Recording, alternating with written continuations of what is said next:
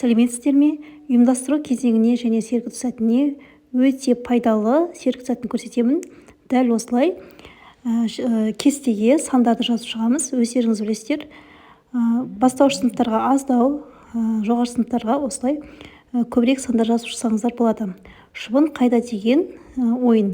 Мысалы, шыбын 25-те деп сіздер оқушыларға көрсетесіздер. Одан соң жоғары, оңға, төмен, солға деген сияқты солай айтасыздар.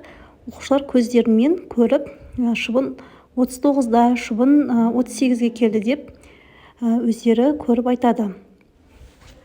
Барлық пәндерге жарай береді, тек қана математика пәндерінде ғана емес, барлық сабақта қолдансаңыздар болады.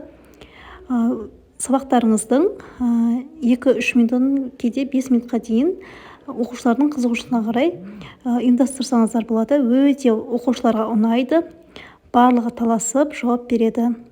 Пайдалы болса, каналға жазылыңыздар.